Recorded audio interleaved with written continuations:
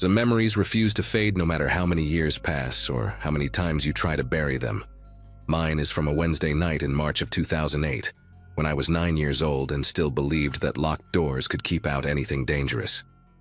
We lived in a 2-bedroom apartment on the 4th floor of a brick building in Newark, New Jersey, one of those places where the hallways always smelled like other people's cooking and the elevator broke down at least twice a month. My dad worked at a distribution warehouse during the day, loading trucks and managing inventory, while my mom stayed home with me and my baby brother Mateo, who had just turned 8 months old and was in that phase where he drooled on absolutely everything. Our apartment was small, but my mom made it feel warm. With yellow curtains she had sewn herself and family photos covering every inch of wall space in the living room.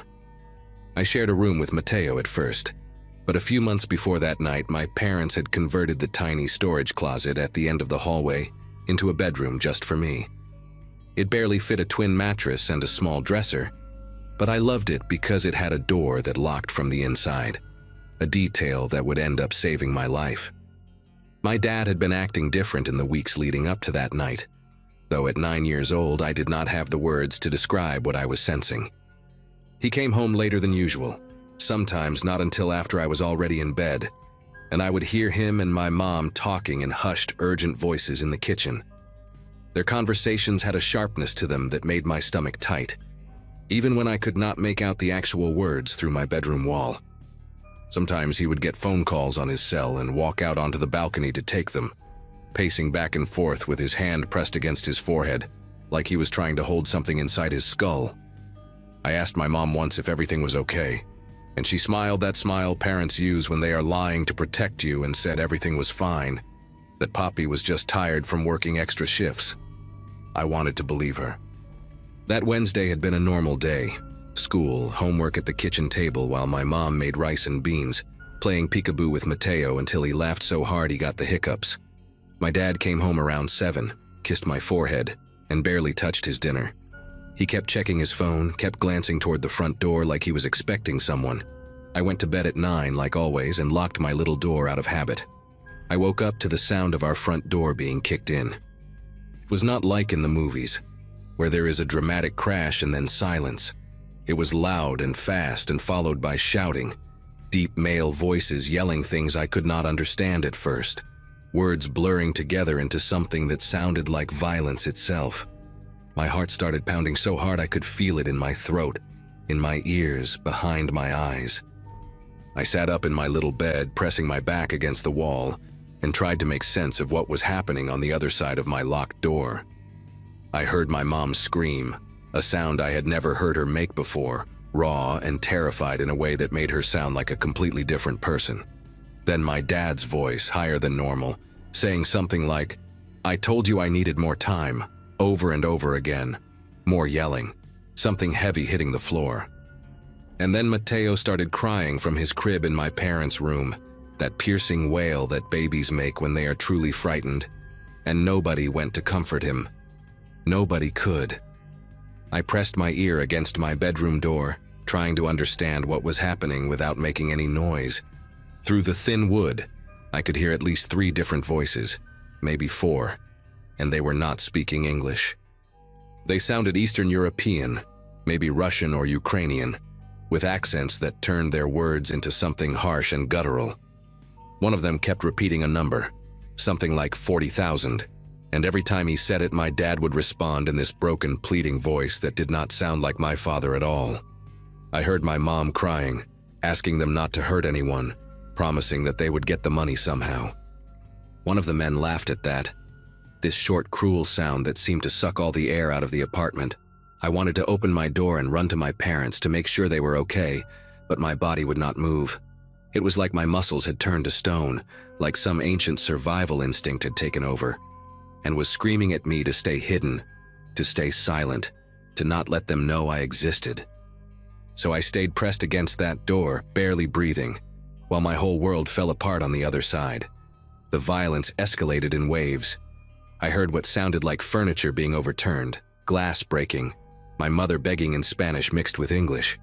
One of the men shouted at her to shut up, and then there was a sharp sound, like a slap, maybe something worse, followed by a thud and more crying.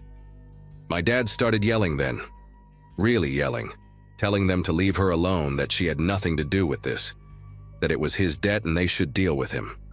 Another impact, heavier this time, and my dad made this grunting noise that I still hear sometimes when I close my eyes.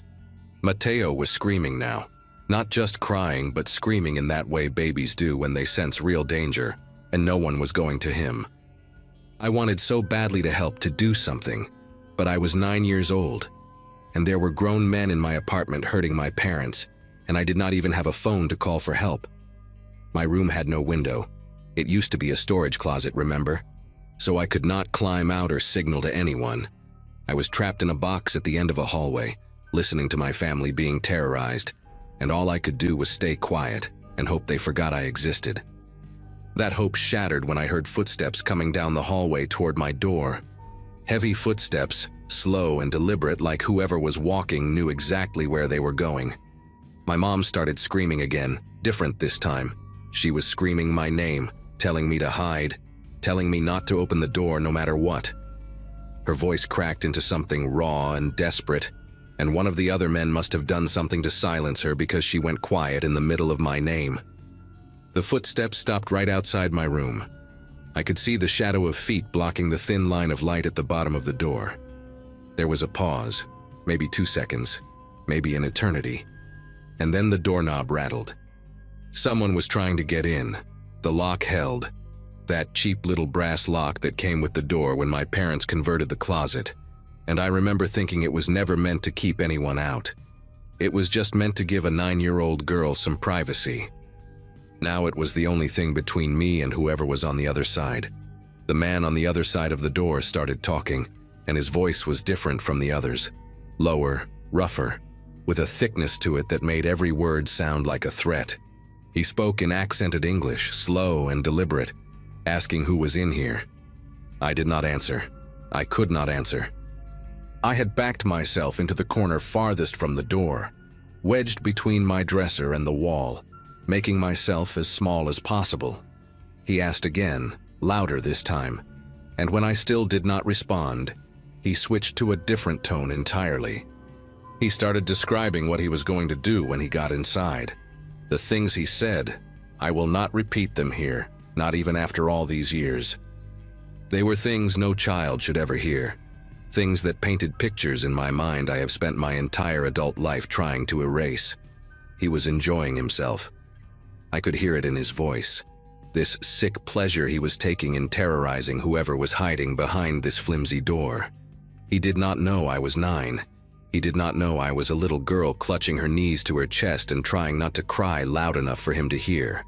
Or maybe he did know, and that made it worse.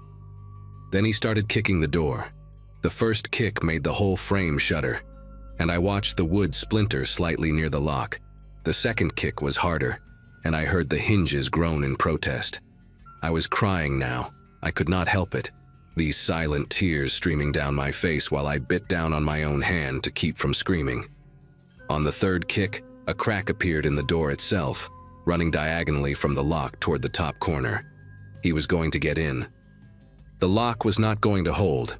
I was going to die in this tiny room that used to make me feel so grown up and independent, and my parents were not going to be able to save me because they were being held down in the living room by men who wanted money my father apparently owed.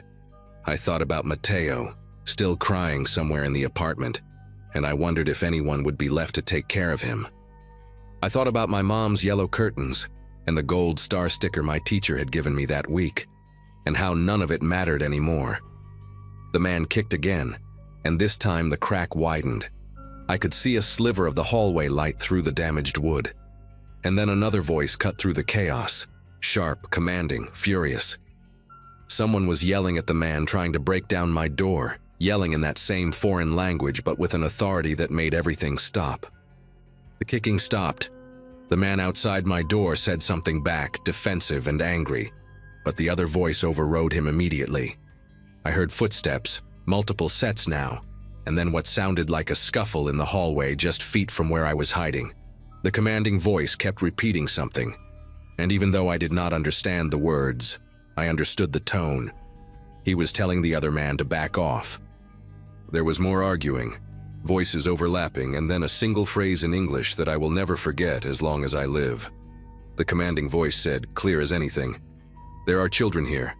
We do not do this. We are not animals." The silence that followed lasted maybe 5 seconds, but it stretched out like hours in my memory. Then the footsteps retreated back down the hallway, away from my door, and I heard the men gathering in the living room again. I stayed in my corner, not moving, barely breathing, listening to what came next. The tone of the encounter had shifted entirely. The commanding voice? I think he must have been the leader, or at least someone with enough authority to control the others, was speaking to my father now, still angry but more controlled. He said something about this being a warning, about the next time being different, about 40,000 being pocket change compared to what they would take if my father did not pay.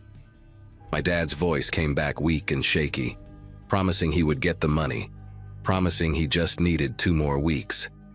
There was a long pause, and then the leader said something I could not quite hear, followed by the sound of heavy footsteps moving toward the front door. They were leaving. I heard the broken front door scrape against the floor as they pulled it partially closed behind them, heard their footsteps echoing down the exterior hallway, heard the stairwell door slam shut. And then there was just the sound of my mother sobbing in the living room, my father groaning in pain, and Mateo still wailing from his crib. All the sounds of a family that had just been shattered into pieces I did not know how to put back together. I do not know how long I stayed in that corner before I finally unlocked my door. It could have been 5 minutes or 30. Time had stopped making sense the moment our front door was kicked in. When I finally stepped into the hallway, I saw my cracked bedroom door hanging crooked on its hinges, saw the gouge marks in the wood where that man had tried to break through. The living room looked like a tornado had torn through it. Our coffee table was overturned. One leg snapped clean off. The TV screen was shattered. My mom's yellow curtains had been ripped down from one side, hanging limp and defeated against the wall. My dad was sitting on the floor with his back against the couch, holding a dish towel to his face that was already soaked through with blood. His left eye was swollen shut and turning purple, and there was a gash above his eyebrow that probably needed stitches but would never get them because we were not going to the hospital. We were not going to the police. I understood that without anyone telling me, even at 9 years old. My mom was kneeling next to him, shaking so hard her teeth were chattering, trying to clean blood off his face while tears streamed down her own. I went to get Mateo from his crib because nobody else could. He was soaked in sweat, his little face red and blotchy from screaming for so long. And when I picked him up, he clung to me like I was the only solid thing left in his world. Maybe I was. I carried him into the living room and sat down next to my parents, and the 4 of us just stayed there on the floor for what felt like hours. Nobody talked. There was nothing to say. Eventually, my dad looked at me with his one good eye and said he was sorry, his voice cracking on the word in a way I had never heard before. He said he had made a mistake, that he had gotten involved in something he should not have, that he was going to fix it, and this would never happen again. I wanted to ask what kind of something, wanted to demand answers that made sense of how strangers could kick down our door and hurt my family over money. But I looked at his broken face and my mother's trembling hands and my baby brother's tear-streaked cheeks, and I realized that answers would not change anything. The damage was already done. We moved out of that apartment 2 weeks later, left everything we could not fit in our car, and drove to my aunt's place in Pennsylvania without looking back. My dad never told me exactly what he had been involved in, and I stopped asking after a while. I pieced together fragments over the years, overheard conversations, slips of the tongue, the way certain topics made my parents go quiet and exchange looks loaded with things they would never say out loud. From what I gathered, he had been running some kind of side operation through his warehouse job, moving goods that were not supposed to be moved, skimming money from people who did not take kindly to being skimmed from. He thought he could get away with it long enough to pay off some debts we had, maybe get us into a better apartment, give us a better life. Instead, he nearly got us killed. We stayed with my aunt for almost a year before my parents found jobs, and we could afford our own place again. My dad worked 2 legitimate jobs after that, day shift and night shift, 7 days a week until the circles under his eyes became permanent. He paid back what he owed. I do not know how, and I do not want to know. And those men never came for us again. But the man he used to be, the one who made silly voices when he read me bedtime stories, never fully came back either. I am 26 now, and I still cannot sleep with my bedroom door unlocked. Every apartment I have ever lived in, the first thing I do is check the locks, test the doors, map out where I would hide if someone broke in. I flinch at loud noises. I panic when I hear footsteps in hallways late at night. For years I had nightmares about that cracked door, about the sliver of hallway light widening as the wood gave way, about what would have happened if that other man had not intervened. Sometimes I wonder about him, the one who stopped it. I wonder if he had children of his own, if that is why he drew the line where he did. I wonder if he ever thinks about the little girl he saved without even knowing her name. My therapist says I have made incredible progress, that I have built a life despite carrying this weight, and maybe she is right. But there are still nights when I wake up in the dark, heart pounding, convinced I can hear heavy footsteps coming down the hallway toward my door. And I lie there, barely breathing, 9 years old again, waiting for the kicking to start.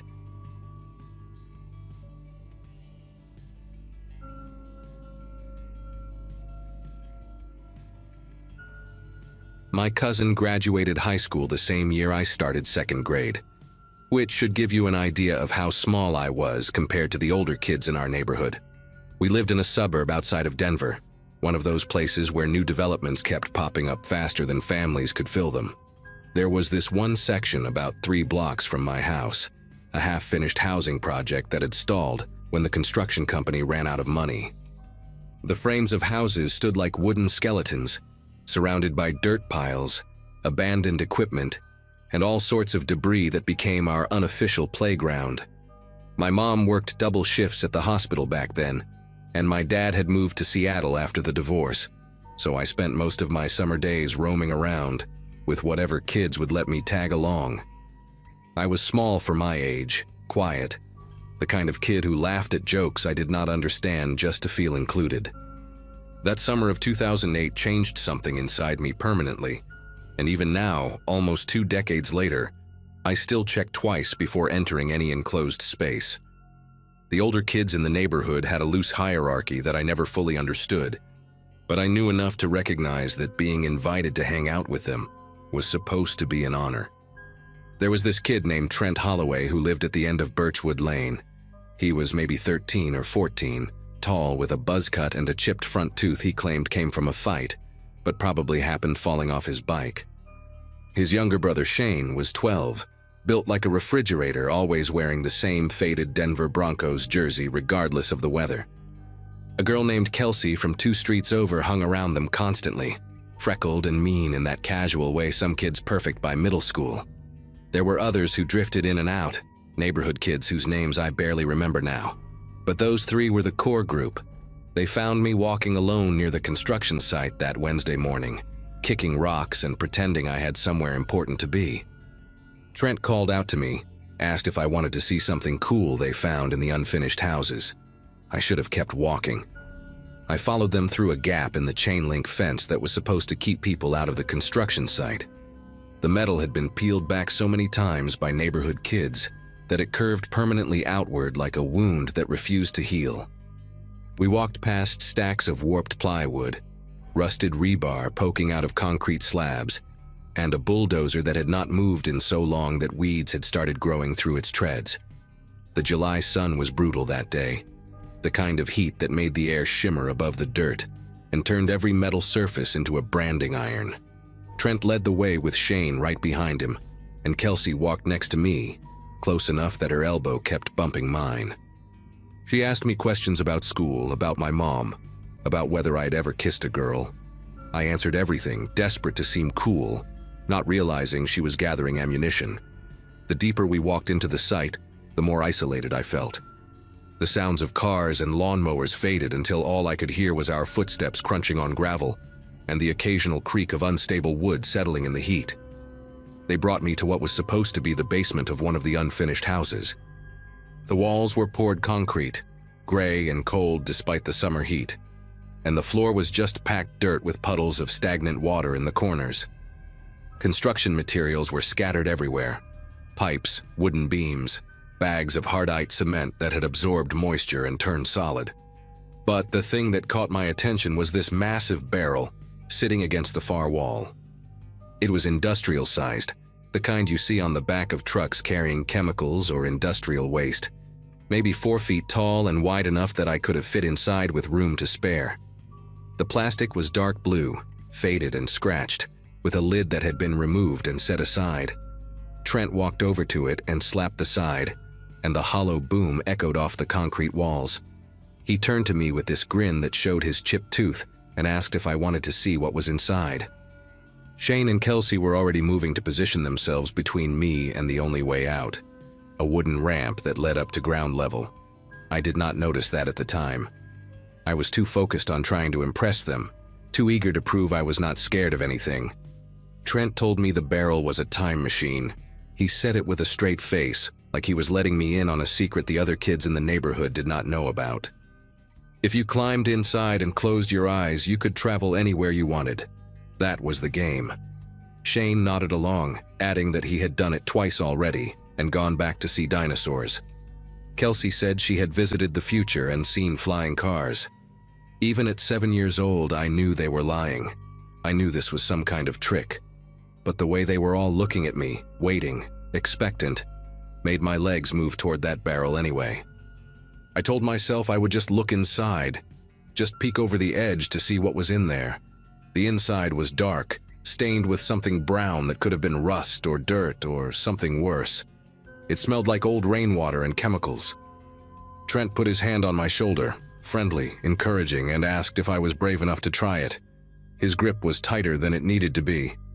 I said sure I would try it. I still remember the exact moment I decided to climb in. The way my sneakers squeaked against the plastic rim. The way the barrel wobbled slightly under my weight. I thought I was being brave. I thought this was what it took to finally belong. The second I was fully inside, everything changed. The barrel was deep enough that when I crouched down, my head was below the rim. The plastic walls curved around me, slick and cold against my arms. I heard Trent say something to the others, and then there was a scraping sound, the lid. They were putting the lid back on. I shot up immediately, tried to push against it, but Shane was already pressing down with both hands. The lid was not designed to lock, but it fit snugly into a groove at the top of the barrel. And with someone holding it in place, there was no way I could push it off from inside. I started yelling, asking them to stop, telling them this was not funny. Through the thin plastic, I could hear them laughing. Kelsey made her voice high and mocking, imitating my panic, and the other two laughed even harder. I pounded on the walls with my fists, kicked at the bottom, screamed until my throat burned.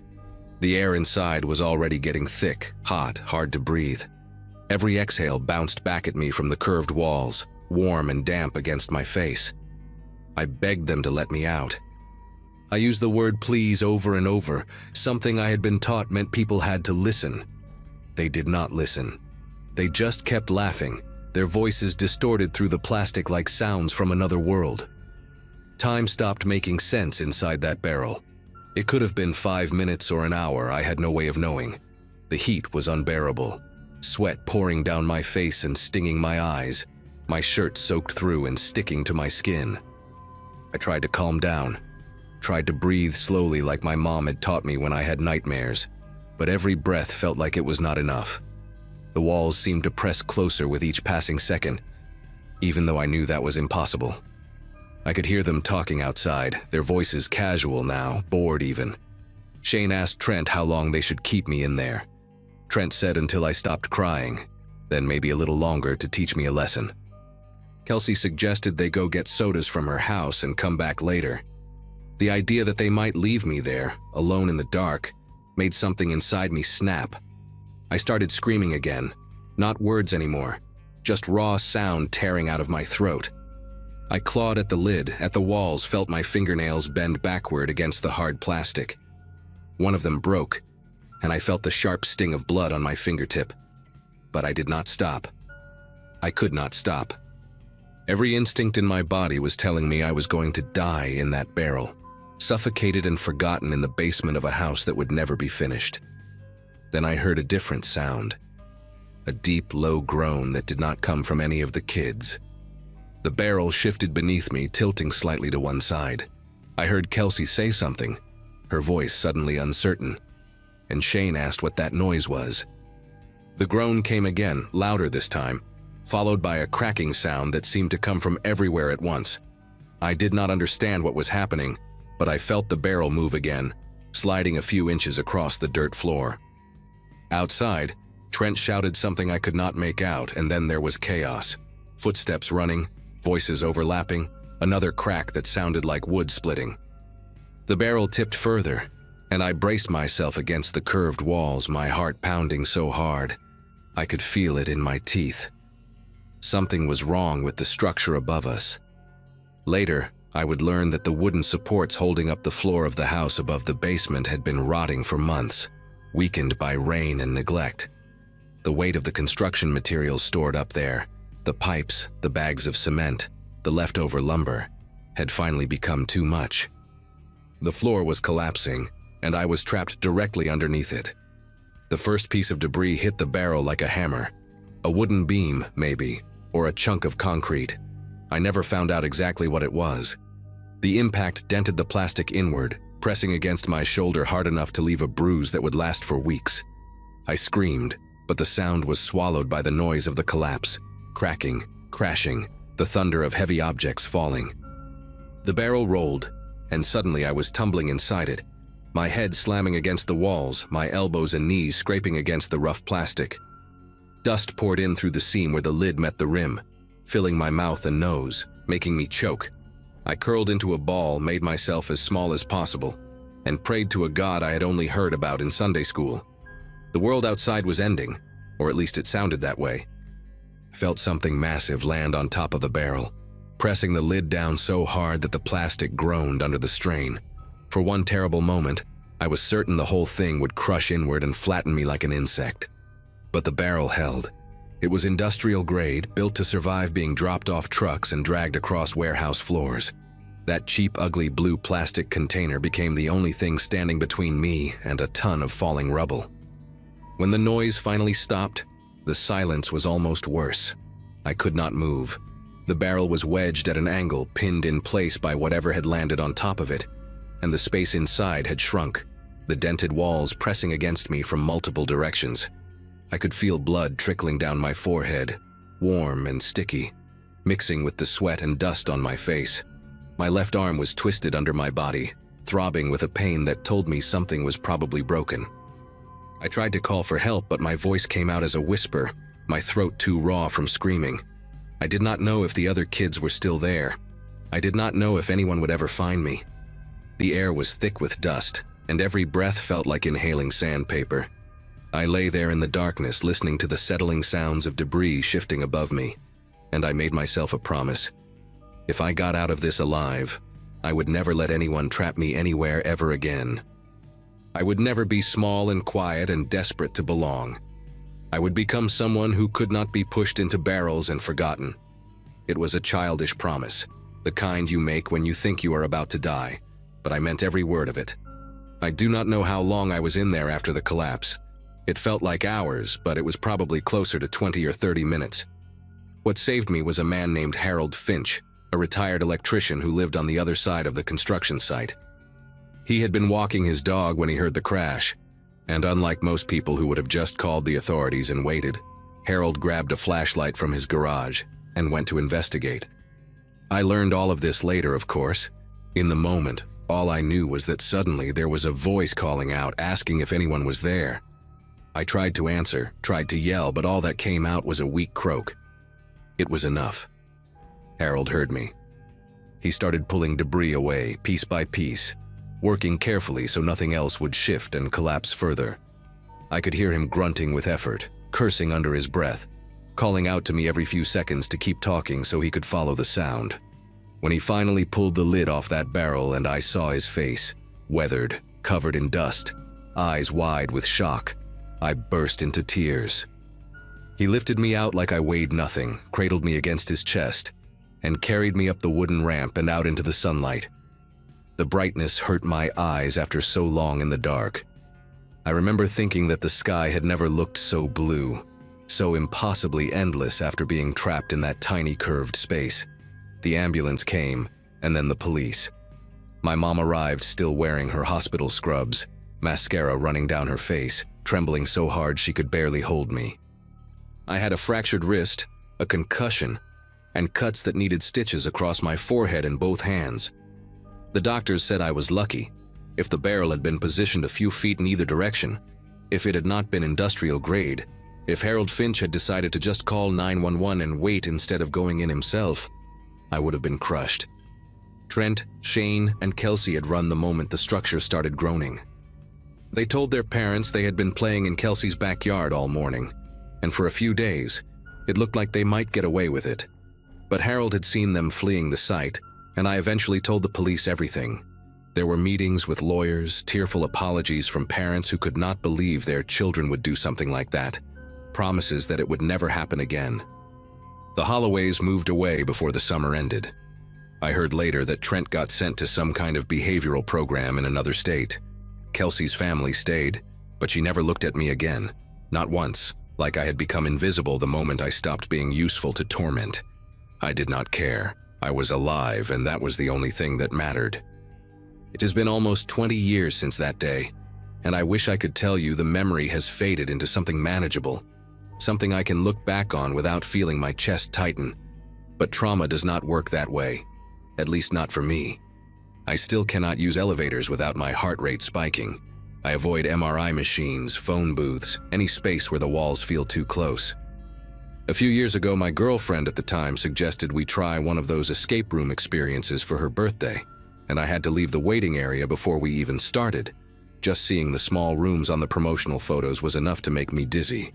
I have done therapy, tried different medications, learned breathing techniques that sometimes help and sometimes do not. The claustrophobia is manageable now most days, but it never fully goes away. It lives in my body like a second heartbeat, quiet until something triggers it, and then suddenly I am 7 years old again, curled up in the dark, listening to other children laugh while I beg to be let out. The worst part is not the fear itself. It is knowing exactly where it came from, knowing that it was planted in me deliberately by kids who thought my terror was entertainment. I looked up Trent Holloway a few years ago, just out of curiosity. He is an insurance adjuster now, living somewhere in Texas, married with 2 kids based on his social media.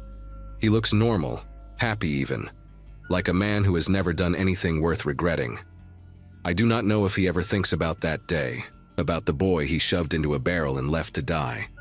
Probably not. People have a remarkable ability to forget the harm they cause when they are young, to file it away as just kids being kids. But I remember. I remember the sound of the lid scraping into place, the echo of my own screams bouncing off plastic walls, the weight of the world collapsing on top of me. I remember Harold Finch's face when he pulled me out, the way he kept saying, "It is okay. You are okay, son," even though we both knew nothing about that situation was okay. I sent Harold a card every Christmas until he passed away 6 years ago. His family invited me to the funeral, and I stood in the back and cried for a man who had no obligation to save me, but did it anyway. That is the thing about people. Some of them will lock you in barrels and laugh, and some of them will dig through rubble with their bare hands to pull you out. I got to meet both kinds before I turned 8 years old. I try to be the second kind now, every single day. It is the only thing that makes the memory bearable.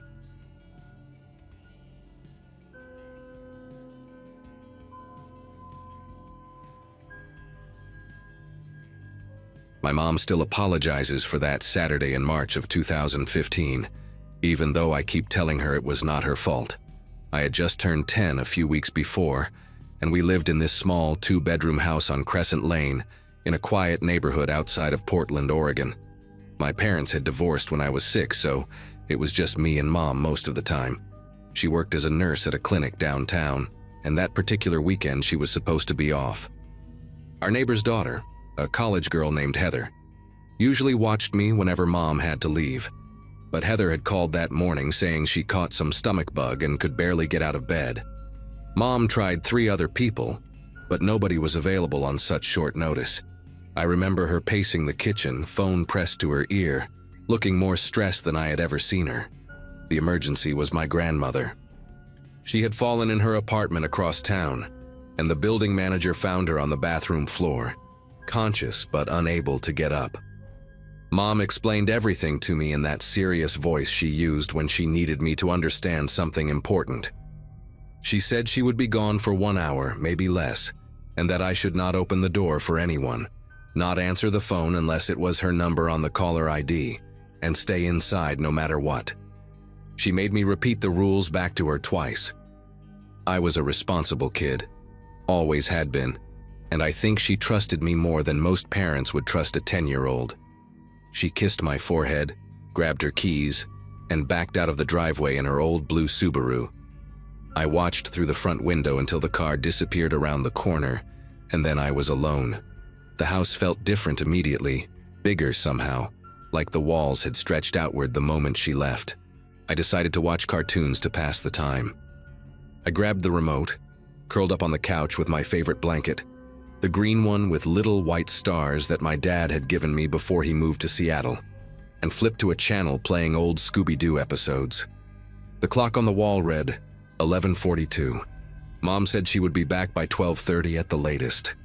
I remember doing the math in my head, thinking that was only 48 minutes away, not even a full hour of cartoons. The sun was bright outside, streaming through the curtains, and everything felt normal. Our cat, a fat orange tabby named Pumpkin, jumped onto the couch and curled up against my legs. I scratched behind his ears and focused on the screen, where Shaggy and Scooby were running from a guy in a monster costume. I must have been watching for about 15 minutes when the first knock came. It was soft, almost polite. 3 gentle taps on the front door. Pumpkin lifted his head, ears rotating toward the sound like little satellite dishes. I muted the television and sat very still. Mom had been clear about not opening the door, but she had not said anything about not looking. I slid off the couch and crept toward the front window, staying low the way I had seen people do in movies. The curtains had a small gap where they did not quite meet in the middle, and I pressed my eye to that gap, trying to see the porch. There was a man standing there. He was tall, maybe in his 40s, wearing a dark green jacket and jeans. He had a clipboard in one hand and a baseball cap pulled low on his forehead, the kind of cap with no logo, just plain gray fabric. He did not look scary exactly, but something about the way he stood bothered me. He was too still, like he was listening rather than waiting. He knocked again, harder this time. 4 sharp raps that made the door rattle in its frame. I pulled back from the window and pressed my back against the wall, heart beating fast in my chest. Pumpkin had jumped off the couch and was standing in the hallway, tail puffed up to twice its normal size, staring at the door. Then the man spoke. His voice was calm, friendly even, the kind of voice a teacher might use when explaining something to a student. He said he was from the electric company, that there had been some reports of power surges in the neighborhood, and he needed to check our meter. He said it would only take a minute. I stayed frozen against the wall, barely breathing, remembering what Mom had told me. Do not open the door for anyone. The man waited a few seconds, then knocked again, louder now, the friendly tone slipping from his voice like a mask falling off. He said he knew someone was home because he could see the television light flickering through the window. He said he really needed to check that meter, that it was important, that there could be a fire hazard if he did not inspect it today. His voice had an edge to it now, something sharp underneath the polite words. I wanted to yell that my mom would be home any second, but my throat felt like it had closed up completely. The knocking became pounding, 5 or 6 heavy blows that shook the whole door, and then suddenly it stopped. Complete silence. I counted to 30 in my head, then to 60, waiting for something else to happen. I thought maybe he had given up and left.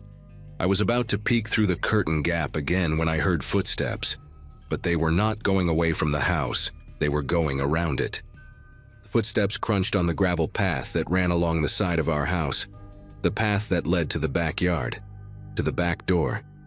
My bedroom was at the back of the house, and so was the kitchen. and the back door had this old lock that Mom always complained about, saying she needed to get it replaced because it was flimsy and loose. I heard the footsteps stop. Then I heard the back doorknob rattle, a sharp metallic sound that echoed through the quiet house. Pumpkin hissed, actually hissed, something I had never heard him do in the 4 years we had owned him. The rattling stopped for a moment, and I let myself hope that the lock had held, that he would go away now. That hope died when I heard a heavy thud against the back door, then another, then a third one that made the whole frame groan. He was throwing his shoulder against it, trying to break it down. I ran. I did not think about it, did not plan it. My legs just moved on their own. I sprinted down the hallway to my bedroom and dove into my closet, pulling the door shut behind me and burying myself under a pile of dirty laundry and old stuffed animals. The closet smelled like dust and the strawberry shampoo from my unwashed clothes, and I pressed both hands over my mouth to keep from making any sound.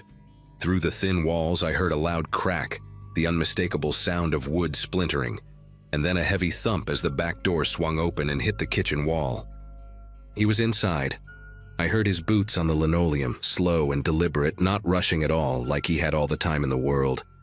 I heard him open a cabinet, then another, the hinges squeaking in that familiar way I had heard 1,000 times when Mom made dinner. Then came a sound that made my whole body go cold, a long metallic scrape, the sound of something being dragged across the counter. I knew exactly what that sound was because I had heard it every time Mom pulled a knife from the wooden block next to the stove. He had taken a knife from our kitchen. The footsteps left the linoleum and moved onto carpet, which meant he was in the living room now. I heard him pause, probably looking around, and then the footsteps resumed, heading down the hallway toward the bedrooms. Toward me.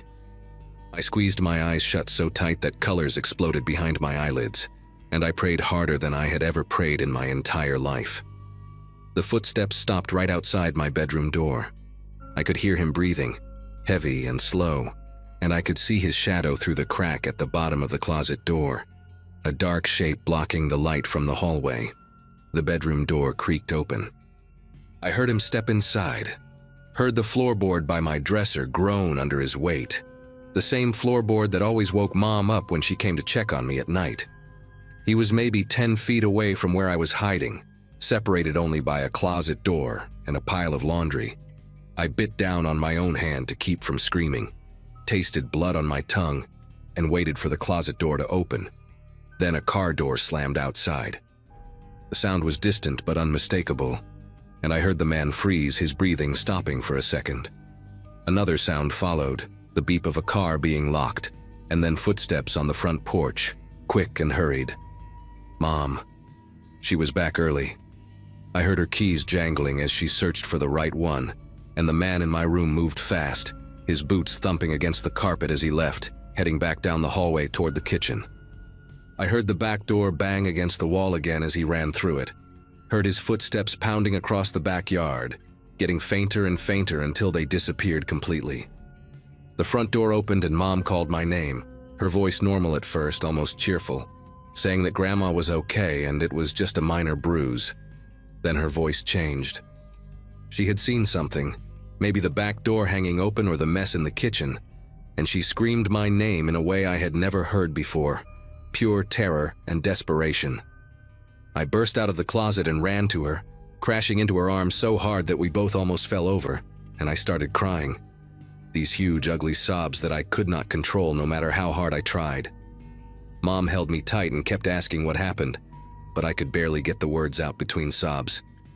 She walked through the house with me clinging to her side, and I watched her face go pale as she took in the details. The back door was hanging off one hinge, the frame cracked and splintered where the lock had given way.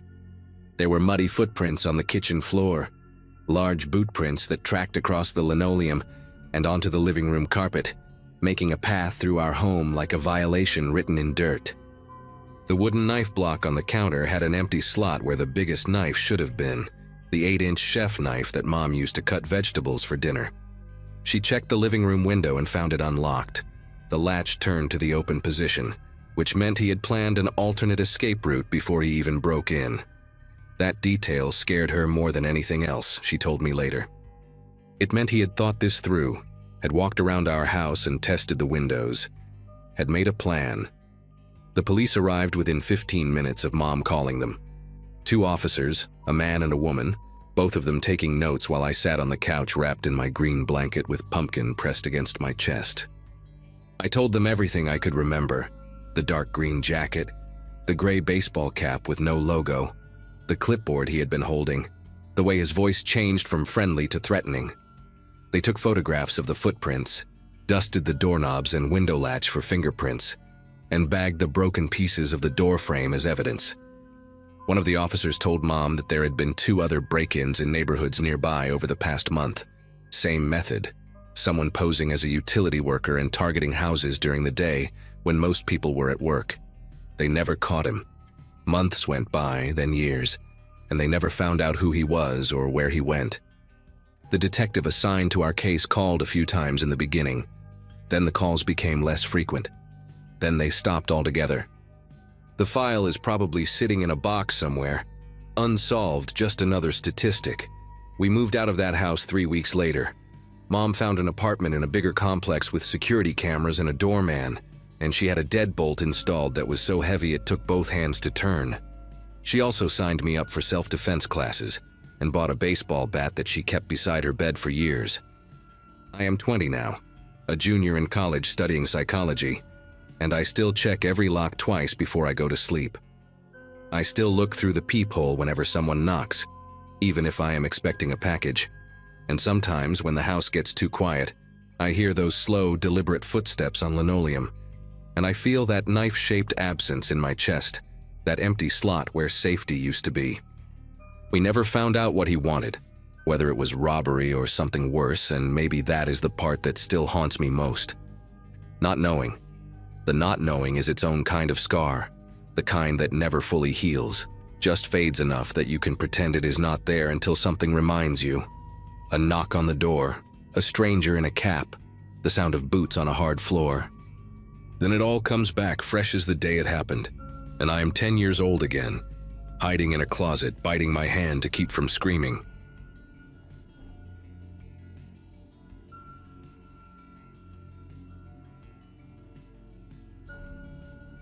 Lily had just turned 6 the week before, and she had been begging me for days to take her to see the new dolls at Brennan's, this big department store, about 20 minutes from our apartment in Wilmington.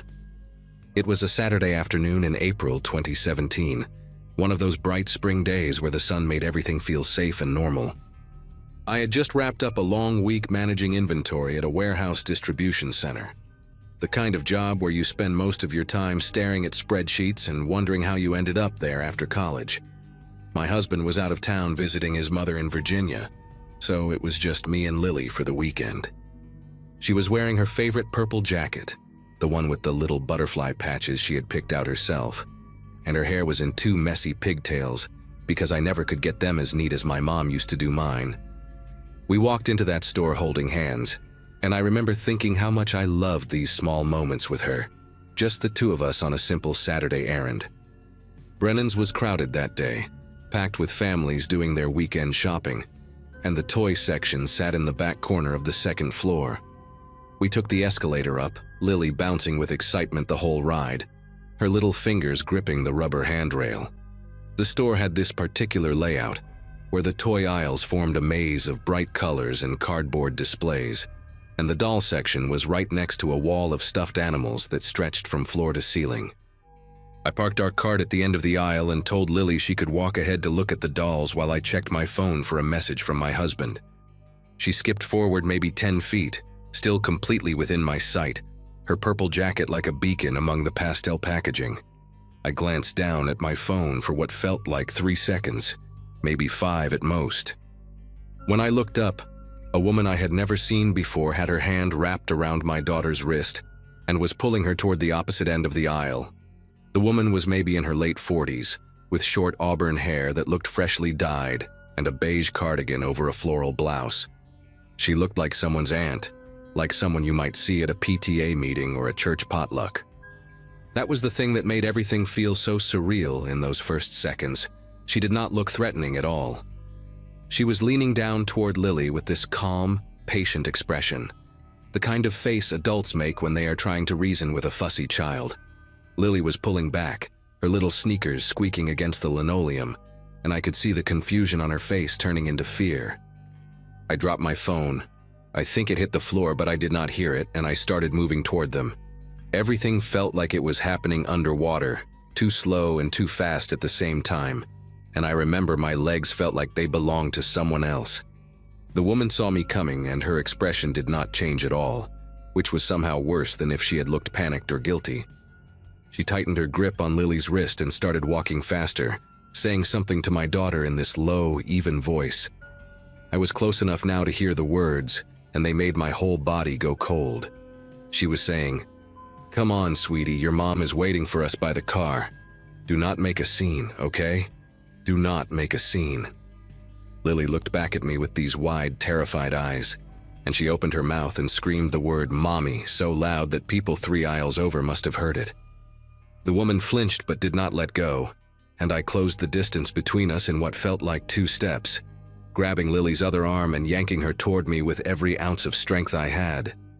For a moment we were locked in this horrible tug of war, my daughter between us like a rag doll, and I remember screaming something at the woman, but I have no idea what words came out of my mouth.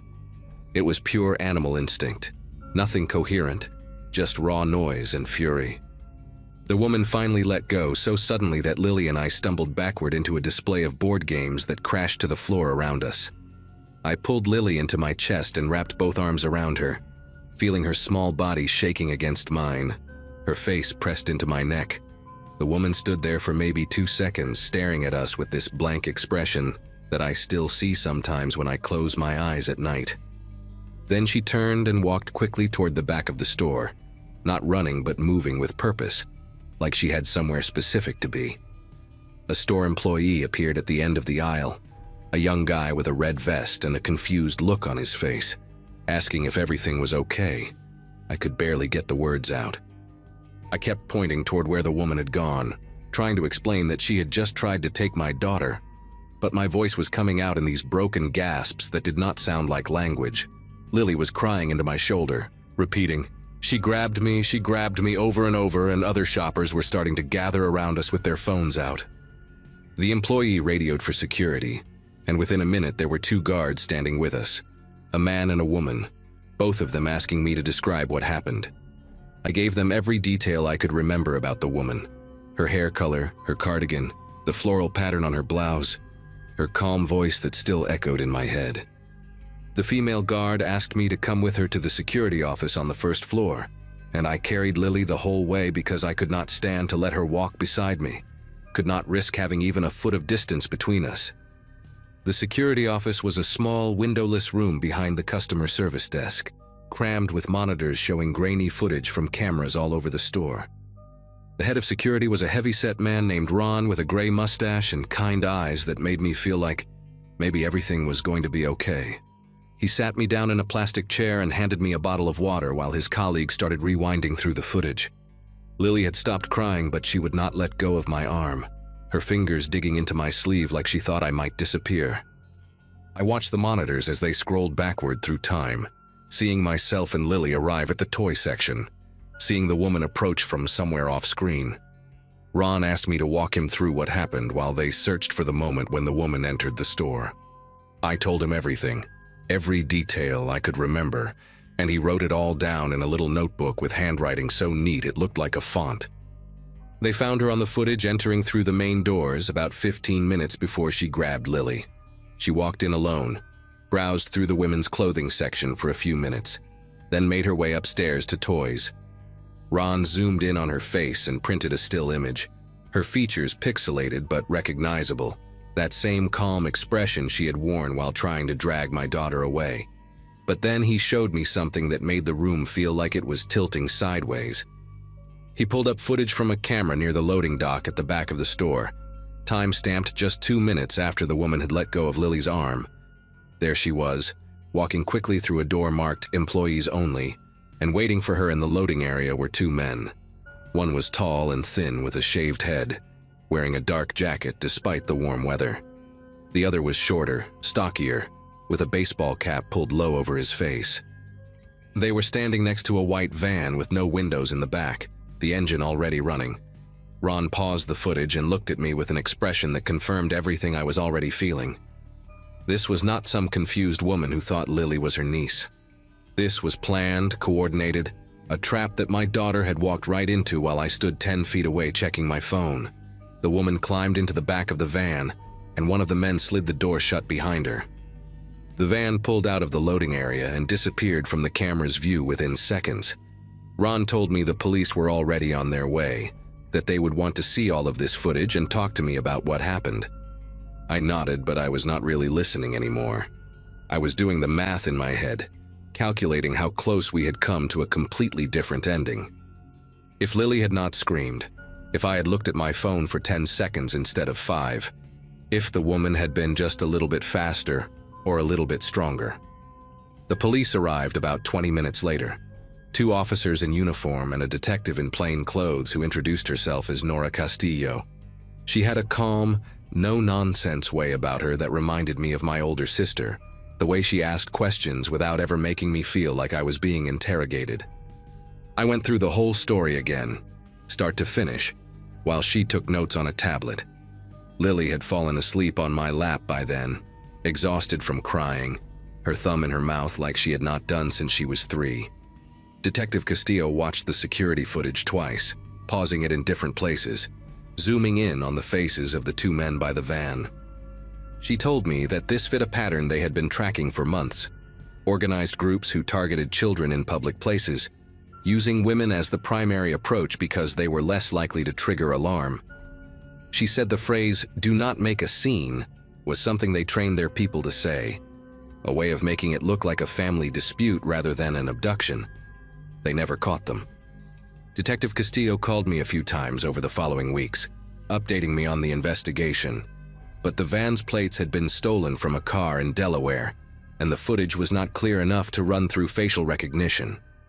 She told me that groups like this moved constantly, hitting different stores in different cities, never staying in one place long enough to be tracked. The woman who grabbed Lily could be anywhere by now, could be approaching another child in another toy aisle at this very moment. That thought kept me awake for months, still keeps me awake sometimes. I think about the other parents who were not as lucky as me, the ones who looked at their phones for 10 seconds instead of 5, the ones whose children did not know to scream. I think about what would have happened if that van had pulled away with my daughter inside, where she would have ended up, what they would have done to her. Those thoughts never fully go away. They just get quieter over time. Lily is 14 now, and she still will not let me out of her sight in public places. She does not remember the details of that day anymore. The memories have faded into something vague and dreamlike, but her body remembers. She gets anxious in crowds, reaches for my hand without thinking about it, always positions herself so she can see the exits. We never went back to Brennan's. It closed down a few years later anyway. But every time we pass a department store, she walks a little faster. I taught her everything Detective Castillo told me to teach her: how to scream and fight and never stop making noise, how to yell, "This is not my mom," or "I do not know this person," so bystanders understand what is happening. I check her location on my phone a dozen times a day, even though she is too old for that now, even though she rolls her eyes every time I text to ask where she is. I know I am overprotective. I know I need to let her grow up, but I keep seeing that woman's calm face, keep hearing those words in that steady voice. Do not make a scene. Sometimes at night, when everything is quiet and Lily is safe in her room and the house is locked up tight, I let myself feel the full weight of how close we came. And then I get up and check the locks one more time, just to be sure.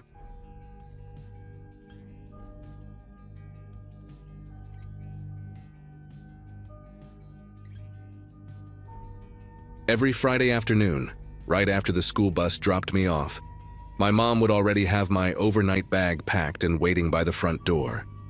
She and my dad worked double shifts at the textile factory on the edge of town, and weekends meant I stayed at Uncle Vernon's place, a crooked 2-story house on Granger Road in Wilmington, North Carolina. Born in 1989, I was 9 years old during the spring of 1998, when everything changed. Vernon was my dad's younger brother, a quiet man with deep-set eyes and hands that always seemed too still. He worked from home doing something with computers, though I never understood exactly what. His house smelled like pine sol and something else underneath, something metallic that I could never quite place. He kept the curtains drawn even during the day, and the only sounds were the hum of his equipment and the occasional creak of the old wooden floors. Uncle Vernon had 3 rules that he repeated every single time I walked through his door. First, I could eat anything in the fridge except the items on the bottom shelf. Second, bedtime was 9 o'clock sharp, no exceptions. Third, and he always said this one slower, leaning down to meet my eyes, I was never under any circumstances to open the basement door. He told me the stairs were rotted through and dangerous, that he kept old electrical equipment down there that could hurt me. The door itself was nothing special, just a plain white door at the end of the hallway near the kitchen. But it had 3 heavy-duty locks on it. Deadbolts, the kind you see on front doors of apartments in bad neighborhoods. Even at 9 years old, I remember thinking that was strange. You do not put 3 deadbolts on a door just to protect a kid from falling down some stairs. But I was a quiet child, obedient to a fault, and Uncle Vernon was always kind to me in his distant way. He let me watch cartoons, made me grilled cheese sandwiches, and never raised his voice. So I followed his rules without question, and I never touched that door. That particular weekend started like any other. My dad dropped me off around 6 in the evening, gave me a quick hug through the car window, and drove off with a tired wave. Uncle Vernon stood on the porch wearing his usual outfit, khaki pants, a faded blue button-down shirt, and those thick glasses that made his eyes look smaller than they were. He smiled when he saw me, but his smiles never quite reached his eyes. They were more like a reflex, something he had learned to do rather than something he felt. We ate dinner together in the kitchen, microwaved lasagna and a glass of milk, while he asked me about school in that flat, distracted way of his. I told him about my spelling test and the new kid in class named Oliver who ate glue. Vernon nodded at all the right moments, but I could tell his mind was somewhere else. He kept glancing at his watch, then toward the hallway where the basement door waited in shadow. After dinner, I settled into my usual spot on the living room couch with a blanket and the remote control. Vernon had basic cable, which meant I could watch Cartoon Network until 9 o'clock. He disappeared into his office down the hall, a small room packed with computer towers and tangled wires, and I heard the familiar click of his door closing. That was normal. He always worked at night, typing away at something I was never allowed to see. Around 8:30, I heard his office door open, followed by his footsteps moving through the house. But instead of coming to check on me, the footsteps went the other direction, toward the kitchen, toward the basement. I heard the metallic scrape of locks being turned, one after another, then the creak of a door opening, then footsteps descending stairs that were supposedly too dangerous for anyone to use. I turned the volume up on the television and pretended I had not noticed. That was what good boys did. They minded their own business and followed the rules. 9 o'clock came and Vernon reappeared from somewhere in the back of the house, his face calm and expressionless as always. He told me it was bedtime, and I did not argue. The guest room was on the 2nd floor, a small space with yellow wallpaper and a twin bed that squeaked every time I moved. There was a window that looked out onto the backyard, but Vernon kept it locked and covered with thick curtains. He tucked me in the way he always did, mechanical, efficient, like he was following instructions from a manual. He said goodnight, turned off the lamp, and closed the door behind him. I lay there in the dark, listening to the old house settle around me. The pipes groaned, the walls creaked, and somewhere beneath me, through the floorboards and the ceiling of the 1st floor and whatever lay below that, I heard something else. A sound so faint I almost convinced myself I had imagined it. A voice, muffled, distant, but unmistakably human. Someone was crying. I pulled the blanket up to my chin and squeezed my eyes shut. It is just the pipes, I told myself. Old houses make weird noises. That is what my dad always said when our own house creaked at night. But the sound continued, rising and falling in a rhythm that pipes do not make. It was a person, a young person, maybe a teenager, sobbing and short, hitching breaths like they were trying to stay quiet but could not help themselves. My heart pounded against my ribs so hard I could feel it in my throat. I wanted to call out for Uncle Vernon, but something stopped me. Some instinct buried deep in my 9-year-old brain that whispered, "Do not let him know you heard." I do not know how long I lay there, rigid under the covers, listening to that awful sound. It could have been minutes. It could have been an hour. Eventually, the crying stopped. The house went silent. And somehow, despite everything, I fell into a thin, restless sleep filled with dreams I could not remember when I woke. A noise jolted me awake sometime in the middle of the night. The room was pitch black, and for a moment I could not remember where I was. Then it came back to me. Uncle Vernon's house, the guest room, the crying from below. I held my breath and listened. Footsteps. Heavy, deliberate footsteps on the first floor, directly beneath my room. Then a different sound, something being dragged across the hardwood. It was a scraping, stuttering noise, like something heavy and unwilling being pulled along the floor. I heard the basement door creak open. I heard Uncle Vernon's voice, low and calm, saying words I could not make out.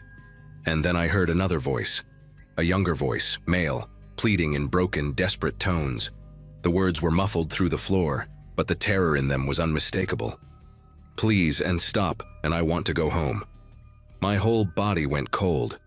I was 9 years old and I did not fully understand what I was hearing, but I knew in some primal animal way that something very bad was happening in this house. I should have stayed in bed. I should have pulled the covers over my head and waited for morning. That is what I tell myself now, decades later, when the memories come back in the middle of the night. But I was a child, and children are curious even when they are afraid, maybe especially when they are afraid. I slipped out from under the blanket and crept toward the bedroom door, my bare feet silent on the cold wooden floor. The door was old and heavy, and I opened it just a crack, just enough to see the staircase leading down to the first floor. The hallway below was dim, lit only by a faint glow coming from the direction of the kitchen. I could hear Uncle Vernon's voice more clearly now, that same calm, measured tone he used when he told me the rules. And I could hear the other voice too, the young one, no longer pleading but whimpering softly like an injured animal. Every instinct screamed at me to go back to bed, but my feet carried me forward anyway. I crept down the stairs one at a time, my hand gripping the railing so tight my knuckles ached. At the bottom of the stairs, I pressed myself against the wall and peered around the corner toward the kitchen.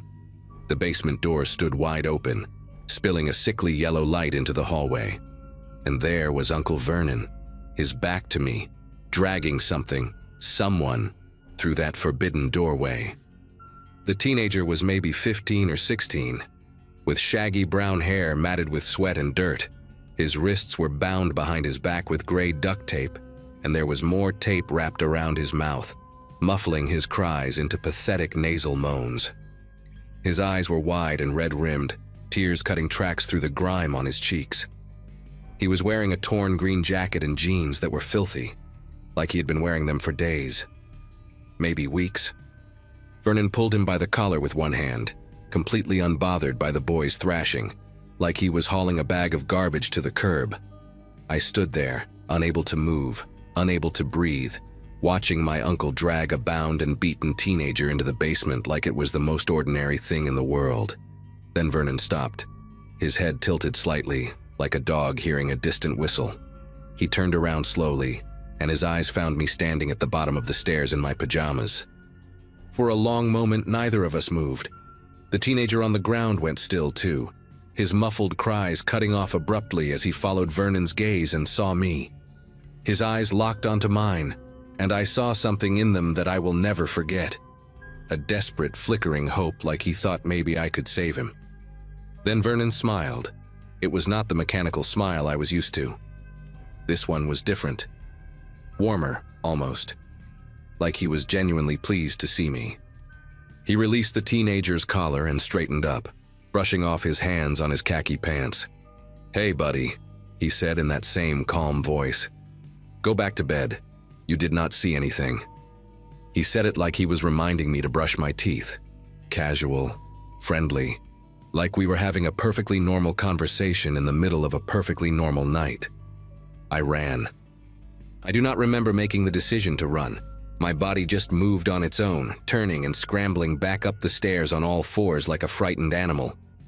I heard Vernon call after me, still calm, still friendly. "It is okay, buddy. Everything is okay. Just go back to sleep." I did not stop. I burst into the guest room and dove under the covers, pulling the blanket over my head and curling into the tightest ball I could manage. My chest heaved. My whole body trembled. I squeezed my eyes shut and pressed my palms over my ears, trying to block out the world, trying to pretend I was somewhere else. Anywhere else. I heard footsteps on the stairs. Slow. Unhurried. Then they stopped outside my door. The handle turned. The door creaked open. I felt Vernon's presence in the room, standing there in the darkness, watching me. Neither of us spoke. After what felt like an eternity, the door clicked shut again. The footsteps retreated down the stairs. And I lay there, shaking, until the first gray light of dawn crept through the curtains. When morning came, Vernon acted like nothing had happened. He made me scrambled eggs and toast, humming softly to himself while he cooked. The basement door was closed and locked, all 3 deadbolts firmly in place. The hallway floor was spotless. No scuff marks, no dirt, no sign that anyone had been dragged across it just hours before. Vernon asked me if I slept well, and I nodded because I did not trust my voice. He smiled that mechanical smile and told me my dad would be picking me up around noon. I sat at the kitchen table and ate my eggs in silence, my eyes fixed on my plate, terrified to look anywhere else. The house smelled like pine sol again, stronger than usual, like Vernon had been cleaning all night. When my dad arrived, I ran to the car without looking back. I climbed into the back seat and stared out the window as we drove away, watching Uncle Vernon wave from the porch, his hand moving slowly back and forth like a metronome. I never told my parents what I saw. I was 9 years old, and I did not have the words. And part of me, a bigger part than I want to admit, was afraid that if I said anything, Vernon would know. Vernon would find out. Vernon would come for me. After that weekend, I refused to go back to Uncle Vernon's house. I threw tantrums, faked sickness, did everything a 9-year-old could do to avoid being left there again. My parents thought I was just being difficult, going through a phase, my mom called it. They tried to force the issue a few times, but I screamed and cried so hard that eventually they gave up and found a neighbor lady to watch me instead. Vernon came to our house for Thanksgiving that year, and I locked myself in my room and refused to come out until he left. My dad was furious with me, said I was being disrespectful to family. I took the punishment, no television for a week, without complaint. It was worth it. Anything was worth it to never be alone with Vernon again. Over the years, I saw him less and less. He moved away when I was 12 somewhere out west, and the family lost touch. I grew up, went to college, got a job, built a life. I buried that night so deep I almost convinced myself it had been a nightmare. Almost. Then, 15 years later, I saw his face on the evening news. Vernon Caldwell, 53 years old, arrested in Albuquerque, New Mexico for the kidnapping and imprisonment of 2 teenage boys. The police had found them in a soundproofed room beneath his garage, malnourished and terrified, but alive. The news anchor said Vernon had been linked to at least 4 other missing persons cases across 3 states, dating back over 2 decades. They showed his mugshot, older now, grayer, but with those same deep-set eyes and that same flat expression. I sat on my couch and stared at the screen, and suddenly I was 9 years old again, standing at the bottom of those stairs, watching my uncle drag a bound teenager into the darkness. I thought about the boy in the green jacket, the one whose eyes had begged me for help. I never found out what happened to him. I looked through every article, every court document I could find, but his name was never mentioned. Maybe he escaped. Maybe Vernon let him go. Or maybe he is still down there somewhere, in a basement I never had the courage to report, buried beneath a house that was torn down years ago. I will never know. And I think that is the part that haunts me most, not what I saw, but what I did not do. I was just a kid. I know that. But some nights when the house is quiet and the memories come flooding back, I still hear that muffled crying through the floorboards. and I wonder if things might have been different, if I had just found the words to speak.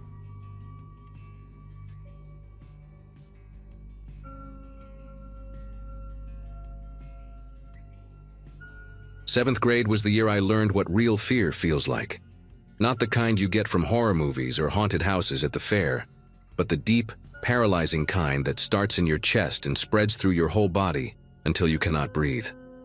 It was a Friday in March 2014, and I had been running a fever all night, so my mom finally let me stay home from school. We lived in a quiet suburb outside of Baltimore, on a street called Ashford Circle where nothing interesting ever happened. My dad worked as an accountant and left the house around 6 every morning. My mom was a nurse at a hospital 20 minutes away, and her shift started at 7:30. Before she left, she stuck a yellow note on the refrigerator with her neat handwriting. "Take your medicine at noon, drink fluids. Do not answer the door for anyone. Call me if anything happens." I barely glanced at it. Our neighborhood was the kind of place where people left their cars unlocked, and kids rode bikes until the streetlights came on. The idea that something bad could happen there seemed almost ridiculous. The morning went by slowly, the way sick days always do. I watched cartoons for a while, then switched to some action movie on cable that I had already seen twice before. My throat hurt and my head felt stuffed with cotton, but it was manageable. My older sister Natalie was away at college in Virginia, so I had the whole house to myself, which felt like a rare kind of freedom. Around 11, I heated up leftover chicken soup and ate it on the living room couch, something my mom never allowed when she was home. Outside, the sky was a flat, heavy gray, the kind that makes everything feel muted and still. I looked out the front window at some point and noticed how empty the street was. All the neighbors were at work, all the kids at school. The only movement was a single crow hopping across the Delgado family lawn 3 houses down. For the first time that morning, the silence in the house started to feel less comfortable and more like something pressing against my ears. It was around 12:30 when I first heard it. I had just taken my medicine and was walking back to the couch when there was a sound at the front door. Not a knock exactly, but more like someone testing the handle, turning it slowly back and forth. My first thought was that maybe my mom had come home early to check on me, but that did not make sense because she always used the garage door. I stood in the hallway, frozen mid-step, and listened. The handle moved again, a soft metallic rattling that seemed impossibly loud in the quiet house. Then it stopped. I figured it was probably a delivery driver who got confused when no one answered, maybe leaving a package on the porch. We got stuff from online orders all the time. I almost walked to the door to check, but something made me hesitate. Instead, I stayed where I was and waited. About 30 seconds later, I heard footsteps moving along the side of the house, crunching softly on the dead leaves that had piled up against the foundation over the winter. They were heading toward the back. Told myself it was nothing. Maybe a meter reader from the electric company, or a neighbor looking for their dog. There were 100 explanations that made sense, and I cycled through all of them as I stood there in my pajamas with my heart beating just a little faster than normal. The footsteps stopped somewhere near the back of the house, and then I heard a new sound, a soft tapping on glass. It was coming from the kitchen window, the one above the sink that looked out onto our small backyard. Tap, tap, tap. Like someone testing how solid it was. I crept toward the kitchen doorway and peered around the corner, but from that angle I could not see the window properly. The tapping stopped, and for a moment everything was quiet again. Then the footsteps resumed, moving further along the back of the house toward my parents' bedroom on the other side. I heard another window being tested, this one with more force, a pushing and rattling sound that made my stomach tighten into a hard knot. I should have called my mom right then. I should have called 911. But my 12-year-old brain was still trying to convince itself that this was normal, that there was some reasonable explanation I just was not seeing. Maybe it was a maintenance worker my parents had scheduled and forgotten to tell me about. Maybe it was someone from the homeowners association checking something on the exterior. I stood in the hallway, barely breathing, and listened as the footsteps circled back toward the front of the house. For a few seconds, I thought whoever it was had given up and left. The silence stretched out, and I started to relax just a little, letting out a breath I did not realize I had been holding. Then I heard a new sound coming from the living room, a slow, deliberate scraping noise that made every hair on my arm stand up. It was metal against metal, a grinding and prying sound that I could not immediately identify. My legs felt weak, but I forced myself to move toward the living room entrance, staying close to the wall, trying to make myself as small as possible.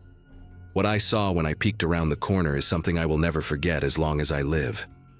There was a man crouched outside the large window that faced our front yard, the one with the broken lock my dad had been meaning to fix for months. He was using a flathead screwdriver to pry at the window frame, working it back and forth with practiced movements like he had done this 100 times before. The man looked like he was in his 40s, with thinning brown hair and a red jacket that had some kind of logo on the chest I could not make out. His face was completely calm, focused, like he was just doing a regular job. Not rushed, not nervous, just methodical. I pulled back from the doorway so fast I almost tripped over my own feet. My heart was slamming against my ribs now, and I could feel the fever sweat mixing with a cold, different kind of sweat that was breaking out all over my body. This was not a delivery driver. This was not a maintenance worker. Someone was breaking into my house, and I was the only one home. I moved without thinking, pure instinct taking over. There was a hallway closet about 10 feet from where I stood, the one where we kept winter coats and old board games and boxes of stuff we never used. I opened the door as quietly as I could, slipped inside and pulled it shut behind me, leaving it open just a crack so it would not make that clicking sound.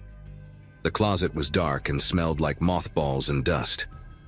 I pressed myself into the far corner, behind a thick wool coat that had belonged to my grandfather before he died, and I pulled out my phone. My fingers were trembling so badly that I almost dropped it twice. I could not call 911 because I was terrified that I would have to speak, and if I spoke, he would hear me. So I called my mom instead and pressed the phone to my ear, praying she would pick up. It rang 4 times, and each ring felt like an eternity. I heard a loud cracking sound from the living room, the sound of wood splintering, and I knew he was inside. My mom answered just as I heard the window sliding open, and I whispered so quietly I was not even sure she could hear me. "Mom, there is a man in the house." The next few minutes were the longest of my entire life. My mom kept her voice calm even though I could hear the panic underneath it, and she told me to stay exactly where I was. Do not move, do not make any sound. She was calling 911 on the office phone right now. I heard the man step through the window and land on our living room floor with a soft thud. His footsteps were slow and deliberate on the hardwood, moving through the room like he had all the time in the world. Then he started talking, and that was the part that made me want to scream. His voice was casual, almost friendly, like he was calling out to a neighbor. "I know someone is home," he said. "I saw you through the window earlier. Just come out and we can talk. No reason to hide." The closet suddenly felt like the worst hiding spot in the world. It was so obvious, so predictable. I pressed my hand over my mouth and tried to control my breathing, but my whole body was shaking. My mom was whispering in my ear, telling me the police were on their way, telling me to stay quiet, telling me I was going to be okay. I wanted to believe her, but I could hear the man walking down the hallway now, opening doors one by one. He checked the bathroom first. I heard the shower curtain being pulled back, the metal rings scraping against the rod. Then he moved to my sister Natalie's old room, and I heard him open her closet, push some things around, close it again. "Come on, buddy," he called out, his voice getting closer. "I am not going to hurt you. I just want to talk. Your parents are not here. It is just us." There was something in the way he said it that made my skin go cold, a kind of practiced reassurance that felt rehearsed like lines from a script he had used before. My mom was still on the phone, and I could hear her crying now, telling me she loved me, telling me to hold on. The police were almost there. The man's footsteps stopped right outside the hallway closet. I could see the shadow of his feet through the crack at the bottom of the door, 2 dark shapes blocking the thin strip of light. My lungs were burning because I had been holding my breath without realizing it. I squeezed my eyes shut and pressed myself deeper into the corner, behind the coats, making myself as small as humanly possible. I heard him put his hand on the doorknob. I heard it start to turn. And then, Like some kind of miracle, the sirens came. They were distant at first, just a faint wailing sound somewhere in the neighborhood, but they got louder fast. The man stopped turning the knob. I heard him mutter something under his breath, a single word I could not make out. The shadow of his feet disappeared from under the door, and his footsteps moved quickly back down the hallway toward the living room. I heard him climb back through the window, heard his feet hit the ground outside, and then nothing. Just the sirens getting closer and closer until they seemed to be right outside our house. I stayed in that closet. I did not move. Even when I heard car doors slamming and voices shouting and someone pounding on our front door announcing they were police, I could not make my body respond. My mom was screaming my name through the phone now, asking if I was okay, begging me to answer. I finally managed to whisper, "He is gone," and then I started crying so hard I could barely breathe. The police had to coax me out of that closet. One of them, a woman with short gray hair and kind eyes, wrapped a blanket around my shoulders and told me I did everything right, that I was so brave. I did not feel brave. I felt like I was going to throw up. My mom made it home in 15 minutes, a drive that usually took her at least 25. She ran through the front door and grabbed me so hard I thought she might crack my ribs, and she did not let go for a long time. My dad came home from work right after, his face pale and his tie loosened like he had been pulling at it the whole drive. The police asked me questions for what felt like hours, and I told them everything I could remember. The red jacket, the thinning hair, the screwdriver, the way he talked like we were old friends. They dusted for fingerprints and took photographs of the damaged window frame. A detective named Rourke, a tall man with a thick mustache and a voice like gravel, told my parents they would do everything they could to find the guy. But it was what they found on our security cameras that really changed everything. My dad had installed a basic system the year before, just 2 cameras covering the driveway and the front porch. When the police reviewed the footage, they did not just find the break-in. They found weeks of recordings showing the same man in the red jacket walking past our house, sometimes slowly, sometimes stopping to look. He appeared on camera 14 different times over the span of 3 weeks, always during school hours, always when both cars were gone from the driveway. He had been watching us. He had been waiting. They caught him 6 days later. His name was Ronald Weber, 44 years old, and he lived in an apartment complex about 8 miles from our neighborhood. He had 2 prior convictions for burglary and 1 for assault. The police told my parents that guys like him specifically target houses where they think only children are home, because kids are less likely to fight back and more likely to hide. He had apparently done this before in other neighborhoods, other towns, always picking sick days or half days when a child might be alone. I do not know what he would have done if those sirens had come 30 seconds later, if his hand had finished turning that doorknob. I try not to think about it, but sometimes late at night when I cannot sleep, my mind goes there anyway. We moved to a different house the following summer, one with a better security system and stronger locks and no windows that a screwdriver could pry open. I am 23 now, finishing up graduate school in Boston, and I still check every lock twice before I go to bed. I still feel my chest tighten when I hear unexpected footsteps outside. Some fears do not go away just because you survive them. They just become part of who you are.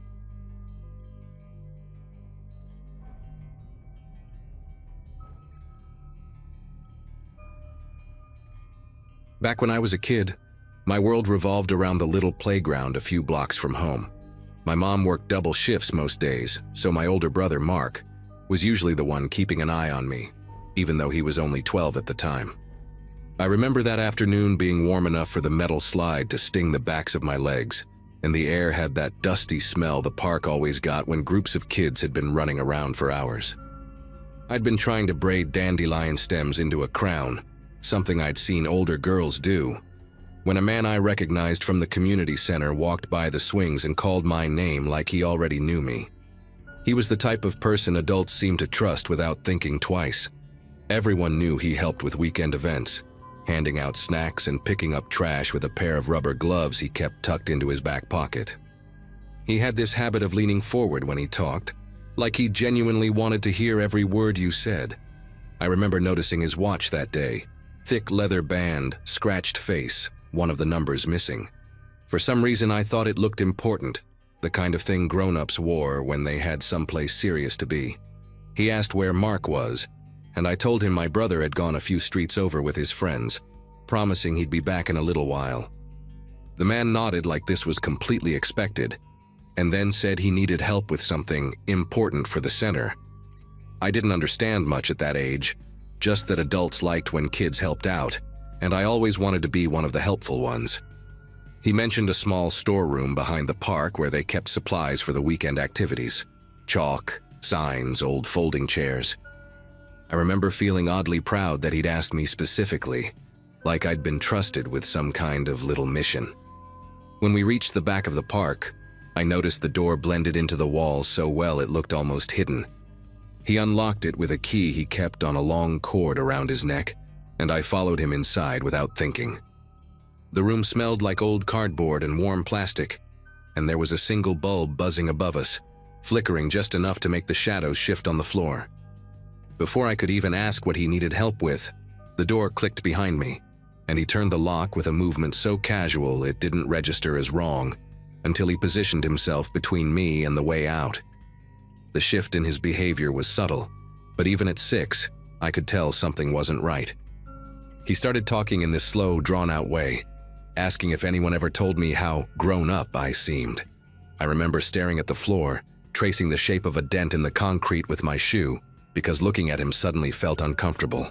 He moved closer, not touching me, but close enough that the air felt too crowded for such a small room. His voice dropped lower, almost like he didn't want anyone outside to hear, and he kept making comments that didn't sound like the things adults usually said to kids. The bulb above us flickered again, and without warning, he rested his hand on the metal shelf beside me, trapping me between the crates and his arm. I didn't understand the meaning behind his gestures, but I knew I didn't like it. He asked if I wanted to see something special he'd set aside just for me, and the way he said it made me step back until my shoulders touched the cold wall. He watched me with this strange, fixed expression, like he wasn't seeing me as a person anymore, but something else he thought he had control over. Before he could say anything else, there was a sudden echo of footsteps outside, fast, uneven, and getting closer. Then Mark's voice broke through the silence, sharper than I'd ever heard it. He was calling my name over and over, and behind him I heard the voices of his friends, all of them sounding out of breath and angry. They must have realized I'd wandered off longer than usual, because the next thing I remember is the sound of fists hitting the door, not just knocking but slamming hard enough to rattle the hinges.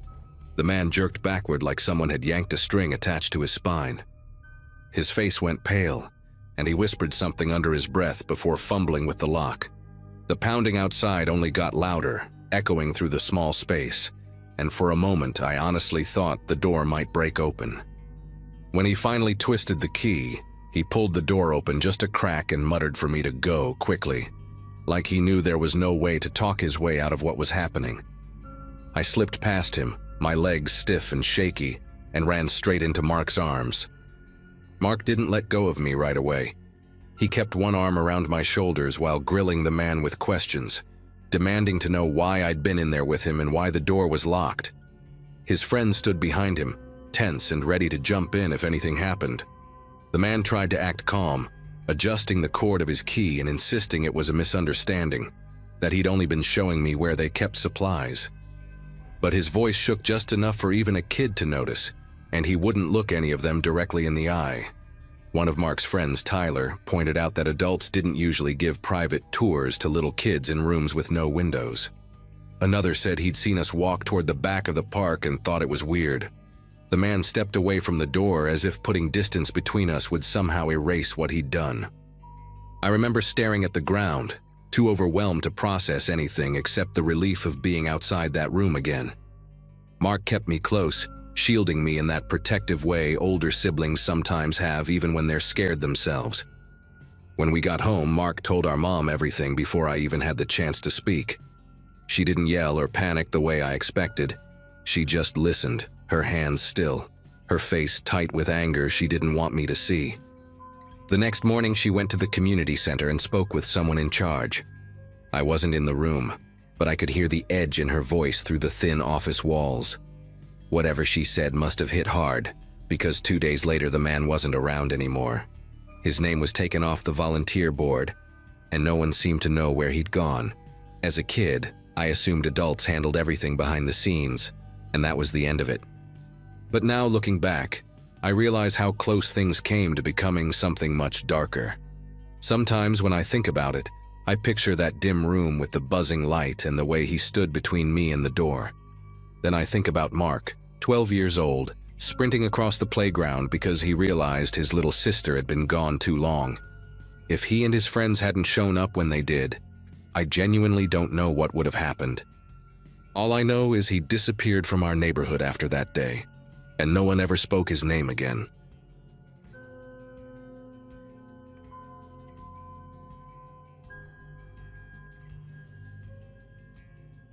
When I think back to that night, I still remember how excited I'd been just to be there. I was 10, and staying over at my friend Lucas's house felt like stepping into a world that wasn't mine. Different smells, different routines. Even the way his mom stacked the cereal boxes felt unfamiliar in a good way. I'd known Lucas from school, but this was the first time our parents agreed to let me sleep over. We spent the whole afternoon playing video games in his room, eating microwave popcorn his mom made, and arguing about which monster was scarier in a movie we definitely weren't supposed to watch. By the time we settled down for bed, the house felt comfortable enough that I didn't think twice about being away from home. Lucas slept in this wooden twin bed that creaked every time he moved, and I had a sleeping bag laid out on a rug with little planets printed all over it. His room wasn't big, but it felt cozy. There was a nightlight shaped like a baseball on his dresser, casting this warm, soft glow across the walls. I remember lying there, listening to the distant hum of the fridge downstairs and the occasional passing car outside. For a while, nothing felt strange at all. It was the kind of night that should have been easy, the kind where a kid just drifts off without thinking about anything scary. Sometime in the middle of the night, I snapped awake without knowing why. It wasn't from a nightmare, and it wasn't a noise. Not at first. It was just that weird shift when your mind suddenly flicks back on. I stayed still in my sleeping bag, letting my eyes adjust to the dim light in the room. Lucas was turned toward the wall, breathing slow and steady. I remember staring at his baseball nightlight, expecting everything to look the same as when we'd fallen asleep. For a minute it did. Then I heard the faintest sound, metal rubbing gently against metal, like someone easing down a door handle. The bedroom door opened just a sliver at first, barely enough to change the shape of the shadows. I assumed it was Lucas's mom checking on us. That seemed normal, so I kept my eyes mostly shut, trying to look asleep. But the door kept opening, slow and deliberate, and something about the rhythm of it felt wrong. When it finally widened enough for me to see the shape standing there, the breath caught in my throat. It wasn't Lucas's mom. The silhouette filling the doorway was much taller, with broad shoulders and the kind of stillness adults don't usually have when they're half asleep and checking on kids. He didn't move for several seconds, just watched us, like he was deciding something. Only then did I realize I didn't recognize him at all. He stepped into the room with this strange calm, like he'd done it before. The nightlight barely reached him, but I could make out enough to know he wasn't anyone I'd seen around their house earlier. His clothes looked dark, and his posture didn't match the relaxed way Lucas's dad carried himself when he'd said goodnight hours earlier. The man moved closer to the bed, and I could hear him breathing. Slow, steady, too controlled. He leaned toward Lucas and whispered something, a short string of words I couldn't make out, like he was speaking through clenched teeth. Lucas didn't respond, didn't stir at all. His stillness made everything feel even stranger. The man leaned in again, whispering deeper this time, as if expecting an answer that never came. I kept my face angled toward the wall, pretending to sleep but watching him through the smallest slit of vision I could get away with. The man straightened up and turned his attention toward me. I didn't know why at the time, but the way he shifted his weight felt intentional, almost rehearsed. He walked slowly across the room, his shoes making barely any sound against the carpet. I could smell something faint on him, like old cologne mixed with damp fabric. He crouched next to my sleeping bag, close enough that I could see the outline of his knees pressing into the rug. I didn't dare breathe too deeply. I focused on keeping my chest rising in the same soft rhythm as before, terrified he'd notice any change. He stayed crouched there longer than felt human. I didn't hear him whisper anything to me, but I could sense him examining me, the way someone sizes up a photograph or a locked door. I kept waiting for him to touch my shoulder or shake me awake, but he didn't. Instead, he tilted his head slightly, like he was trying to study my face in the low light. At that moment, every instinct I had screamed to bolt out of that sleeping bag, but I knew any sudden move might bring his full attention onto me in a way I couldn't handle. The seconds stretched out so far, they barely felt real. When he finally shifted back, I took it as my only chance. I waited for the soft creak his knees made as he stood, quiet, but enough for me to know he wasn't hovering over me anymore. Without lifting my head, I slowly inched my hand toward the edge of the sleeping bag, gathering the fabric just enough so it wouldn't drag loudly when I got up. Lucas's bed made its usual little groan as he breathed, which gave me a tiny bit of ambient noise to mask my own movements. I eased myself upward, keeping my steps feather-light as I backed away from the man's shadow. The door was only a few feet away, but it felt like crossing a football field. Once I slipped through the doorway, I didn't stop. I walked down the hallway on my toes until I reached the coat closet near the stairs and tucked myself inside, pulling the door closed just enough to leave a narrow gap for air. Inside that closet, every sound in the house seemed 10 times louder. I could hear the faint tick of a wall clock downstairs and the occasional pop from the heating system, but none of it masked the noise I dreaded most: footsteps moving slowly across the hallway carpet. They weren't rushed or confused. They moved with a steady rhythm, like someone who knew exactly where each board of the floor was and which ones wouldn't creak. I kept my eye close to the thin line of space between the door and the frame, trying to catch any sign of movement. At one point, a shadow glided across the opposite wall, long, slanted, unmistakably human.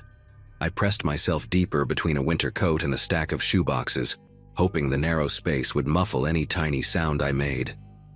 Minutes dragged into what felt like an hour. Every now and then the house settled, making soft groans that made my throat tighten. I thought about waking Lucas or calling for his parents, but the man's calm presence in the room earlier told me he wasn't afraid of being discovered. It felt safer to stay hidden than to risk crossing the hallway again. My legs grew stiff from being curled up, and the coats brushed against my face with every nervous breath I let out, carrying smells of fabric softener and cold dust. I kept picturing Lucas still asleep in that room with the nightlight casting its weak glow, unaware of the figure that had stood inches from him. Eventually, the footsteps faded, replaced by a heavy silence that didn't feel reassuring. It was the kind of quiet that makes you question if someone is standing still nearby, waiting. I stayed exactly where I was, keeping count in my head to distract myself. When I reached what I guessed might have been 30 minutes, I considered peeking out again, but my fear of that tall shadow reappearing held me still. Around that time, a distant sound reached me, the soft rumble of a car passing on the street outside. That little reminder of the outside world made me feel like morning wasn't impossibly far away. Still, I didn't leave the closet until I saw the first sliver of daylight creeping under the hallway trim. When the sun finally softened the corners of the house, I eased the door open and stepped out, legs tingling with pins of numbness.